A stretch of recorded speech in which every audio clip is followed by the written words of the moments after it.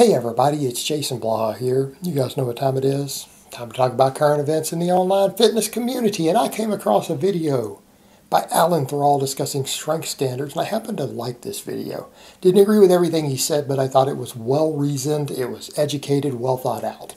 And by the way, for those of you who like these sort of videos, please remember to click like down below. Try to help keep the likes higher than the dislikes. It would be greatly appreciated. But over to the point. Alan talked about a couple things, and I really want to jump into the deadlift to squat ratio in a minute, because that's always been one of the interesting topics to me. It's one I get a lot of clients who ask me about. But what Alan talked about with strength standards in general, I think we do need to tell people, look, you need to be as strong as possible. And I think it's good to just give people unrealistic strength standards. And I thought that was funny that he said that. When someone said, how much should I squat? I just tell them 1,000 pounds. And you know what, that's a good benchmark, because there's a few guys out there who are squatting 1,000 pounds, at least in reps and stuff. So if that's the best in the world, then that should be your standard, right? I think that's reasonable. Someone says, how much should I bench? I don't know, 750. I think that's a good number to shoot for. Why wouldn't you want to be a world record holder? So the point is that it's funny because it's like we tell people to, aim high, shoot for the stars, right? Shoot for the stars. But realistically, yeah, a lot of times strength standards don't matter in that sense. In general, we should all just try to reach our best potential and do so without getting hurt. Like, why would you strength train and say, hey, I want to go strength train and not just do your best, right? It doesn't make sense. It's silly. It's silly. But he also pointed out there are real reasons. Obviously, if you're going to compete in a strength sport, you better understand strength standards. That's where it matters. Number two, for occupational reasons, as he pointed out, the military, the Marine Corps. I mean, he served in the Marines. All right. Marine Corps has pretty high strength standards. They actually have physical fitness standards. That is a very tough branch of the military. And they pride themselves on being generally fit.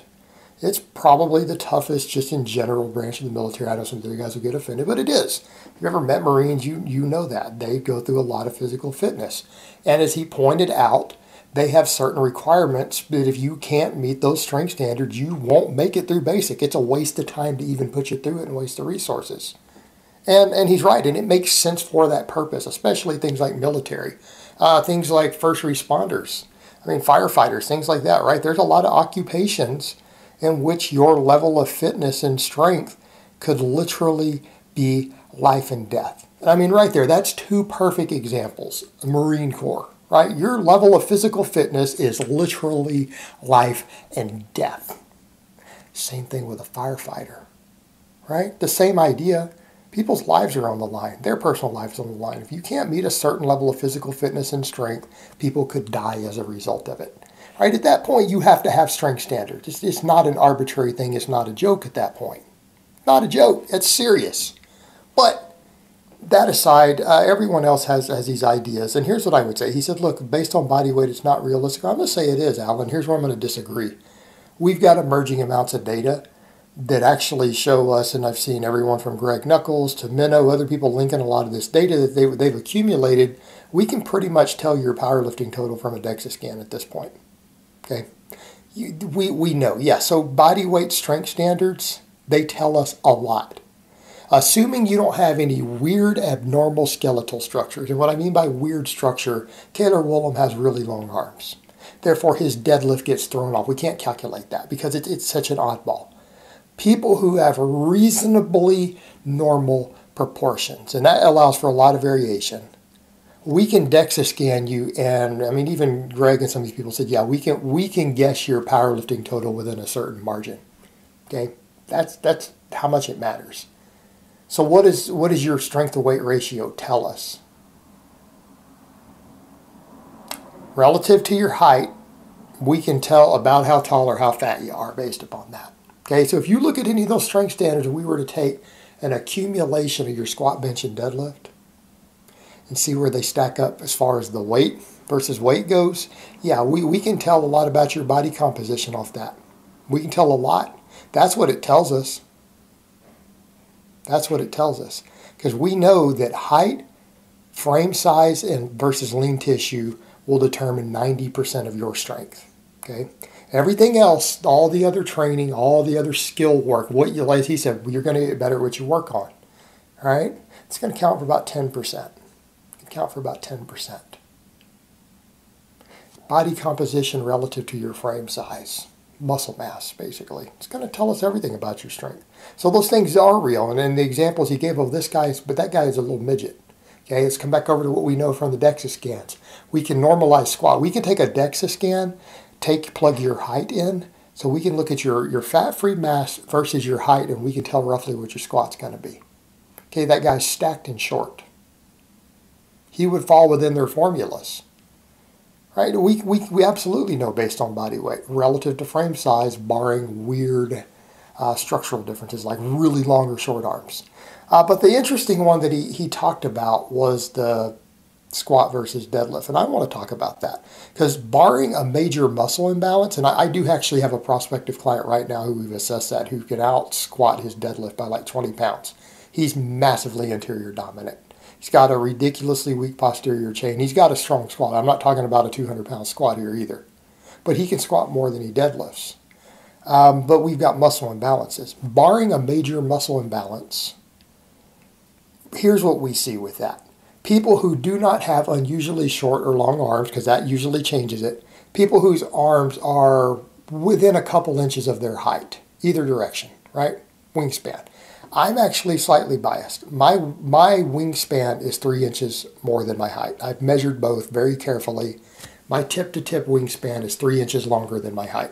I'm 5'9", which on internet stats would be 6 foot, because everyone has 3 inches. I'm confirmed 5'9", and I have a 6 foot wingspan. That's a slight, very mild imbalance ratio. It's not really extreme either. That's not like Caleb Woolham. He's got 8 arms. So I'm about 3 inches difference. That's slightly biased in the direction of longer arms.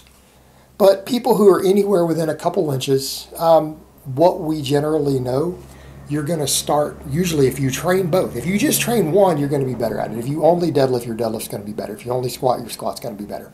People who start training both from day one on a fairly balanced program tend to have a much, much higher deadlift than they do a squat for the first couple years. Okay? And this is, again, there's data on this. This has been studied. So this is not me just making this up. There's data.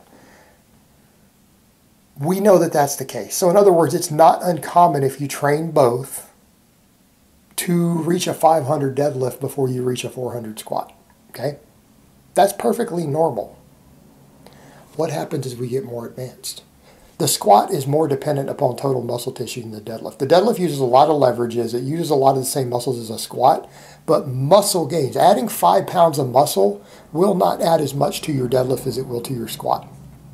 Your deadlift's going to be a little more leverage based and more specific to muscles of the back. So if you put 5 total pounds of muscle on your entire body top to bottom, your squat might go up 80 pounds. I'm just throwing that out there. I'm making that up, by the way. I'm just making that number up. Your squat might go up 80 pounds and your deadlift might only go up 40, okay, for that 5 pounds of muscle growth. So what ends up happening, over a period of time, a guy who's got a 500 deadlift and a 400 squat,